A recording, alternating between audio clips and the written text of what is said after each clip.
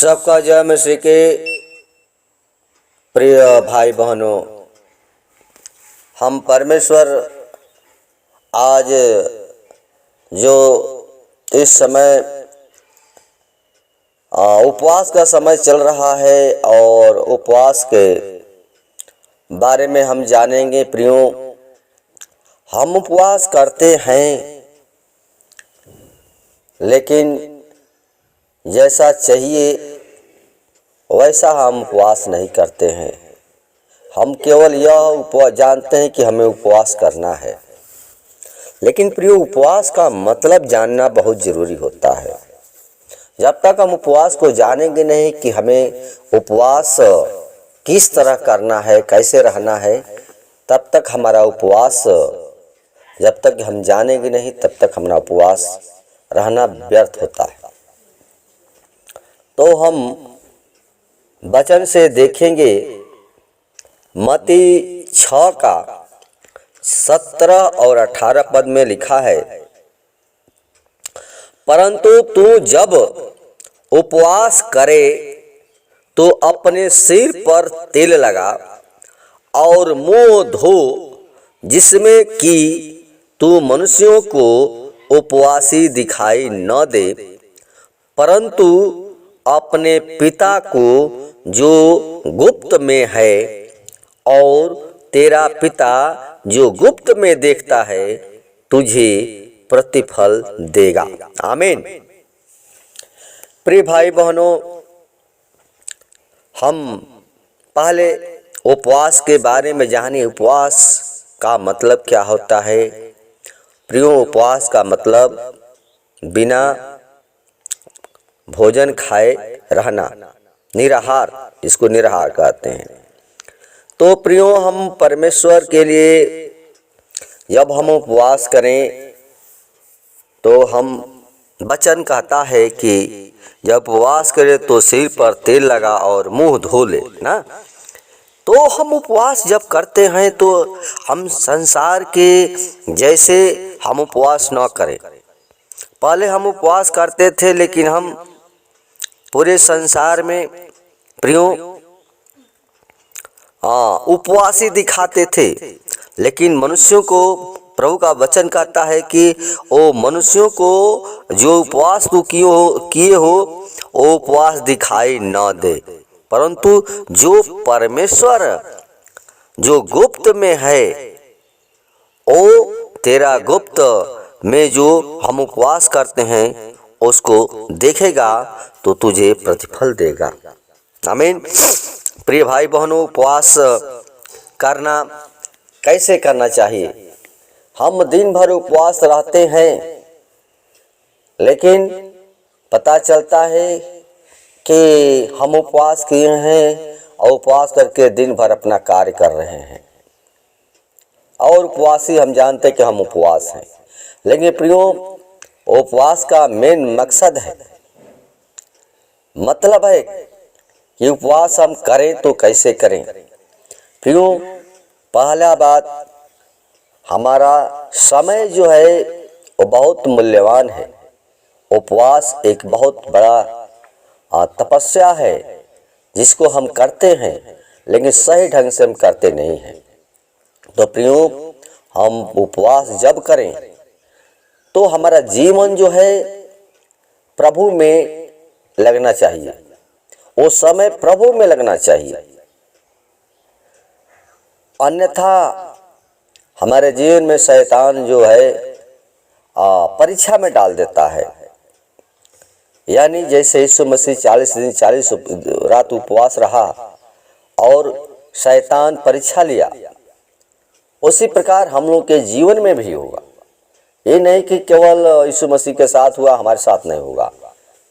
प्रियो, हमारी भी परीक्षा हो सकती है। तो हम परमेश्वर के वचन के अनुसार चलें। हम परमेश्वर के जब साथ नहीं रहेंगे तो प्रियो हमारी परमेश्वर उपवास रहना व्यर्थ होगा। पहली बात कि जब हम परमेश्वर से प्रार्थना करें तो अपने जीवन को प्रभु में लगाएं। यानी पहला जीवन जो है हमें पवित्र होना चाहिए। हमें पवित्रता के साथ उपवास करना चाहिए। हम ये नहीं कि जिस तरह है उसी तरह हम उपवास कर लेते हैं। हमारा जीवन प्रियो यीशु मसीह पवित्र है और पवित्र था और पवित्र चला गया। पहला कारण ये जान लीजिए कि जब हम प्रभु के पास उपवास रखें तो पवित्रता के साथ, दीनता के साथ, मन हमारा दीन होना चाहिए। और हम जब तक दीन नहीं बनेंगे तब हम प्रार्थना भी करेंगे तो परमेश्वर हमारी प्रार्थना को नहीं सुनेगा।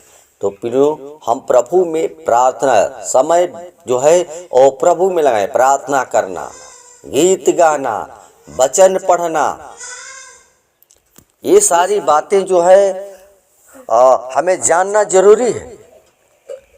क्योंकि हम बिना नियम जाने उपवास रखते हैं तो हमारा समय प्रियो उपवास रखना हमारा व्यर्थ हो जाता है। तो प्रियो प्रार्थना पहला, दूसरा वचन पढ़ना और परमेश्वर के साथ हम पवित्रता के साथ प्रभु से बात करें, वचन पढ़ें, प्रार्थना करें। और तीसरी बात है मेन पॉइंट, उपवास का मतलब, उपवास का मेन मकसद होता है प्रियो, जब तक आप प्रभु से दूर थे, लेकिन जब उपवास करें तो उपवास का मतलब हो पश्चाताप। जब तक प्रभु के सामने पश्चाताप नहीं करेंगे, अपने पापों को जब तक मानेंगे नहीं, तब तक आपका उपवास जो है व्यर्थ हो जाएगा। इसलिए जब भी हम प्रार्थना करें तो प्रभु के सामने दीन हो करके, गला खोल करके और प्रभु से प्रार्थना करें। हमारा मन जो है शुद्ध होना चाहिए। हमारे विचार शुद्ध मन से अपने पापी जीवन को प्रभु यीशु मसीह को प्रियो हमें अर्पित करना पड़ेगा। हमें पापी जीवन को जब तक हम प्रभु के सामने अर्पित नहीं करेंगे तब तक हमारा उपवास करना व्यर्थ होता है। तब जब हम परमेश्वर के सामने दीन होकर के प्रार्थना करते हैं और तब हमारा जो गुप्त में है, हम गुप्त में जो परमेश्वर जानता है, हमें आत्मा की शक्ति प्रियो देता है। वो परमेश्वर पवित्र आत्मा के द्वारा हमें सामर्थ्य भरता है। आमीन। तो प्रियो हम परमेश्वर के पास आए तो हम वचन पढ़ना, प्रार्थना करना और प्रभु के समीप जाकर के अपने पापों को अंगीकार करना। जब तक अंगीकार नहीं करेंगे तो कितना उपवास करेंगे प्रियो, हमारा उपवास व्यर्थ है, व्यर्थ है, व्यर्थ है। क्योंकि जब तक हम अपने पापों को मानते नहीं हैं, आपका उपवास व्यर्थ होता है। इसलिए प्रियो हम परमेश्वर के सामने अपने पापों को मान लें, अपने उद्धारकर्ता मान लें और जान जाएं, प्रभु से कहें कि प्रभु तू ही हमारा उद्धारकर्ता परमेश्वर है और कोई दूसरा नहीं है। तो प्रियो परमेश्वर के साथ उपवास करें तो हम दीनता के साथ, पवित्रता के साथ, हमारा मन अशुद्ध न हो, शुद्ध हो। इसलिए प्रियो इस वचन के द्वारा परमेश्वर बता का आशीष प्रदान करे और हम प्रार्थना करें। हमारा दिन भर समय जो है वो समय प्रभु में केवल होना चाहिए। उपवास पूरा समय प्रभु में। धन्यवाद। वचन के द्वारा परमेश्वर बता आशीष प्रदान करे। हम प्रार्थना करें छोटा सा। धन्यवाद खुदा पिता परमेश्वर, सचमुच तू दीनों पर दया करने वाला परमेश्वर है और तू अपनी केवल महिमा चाहता है, क्योंकि आपने हमें अपनी महिमा के लिए बनाया खुदा, और तो अपनी महिमा चाहता है। तो हे पिता परमेश्वर, जितने भाई बहन इस समय उपवास कर रहे हैं खुदा, हर एक भाई बहनों को पिता परमेश्वर अपने पवित्र आत्मा के द्वारा अपनी सामर्थ्य से भरना। पिता परमेश्वर, जो सच्चे मन से प्रभु जी उपवास रखे हैं, सच्चे मन से प्रार्थना करते हैं, सच्चे हृदय से प्रभु जी अपने पापों को मान लिए हैं, ओ जीसस गॉड, हालेलुया हालेलुया।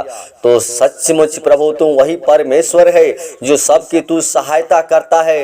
तूने कहा कि मैं तुझे कभी न छोड़ूंगा, कभी न त्यागूंगा, बल्कि संग संग रहूंगा। तू साथ साथ रहने वाला परमेश्वर है। मैं जानता हूँ प्रभु, जो सच्चे मन से पवित्रता के साथ तेरे पास आता है, तू कभी छोड़ता नहीं है, क्योंकि हम जानते हैं प्रभु तू पवित्र आया, पवित्र चला गया।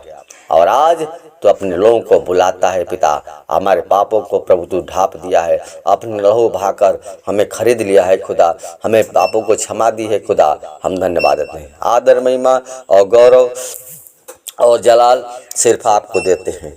आज की विनती प्रार्थना तेरे हाथों में सौंपते हैं। दुआ यीशु के नाम से मांगते हैं, सुन और दया से कबूल करें। आमीन आमीन।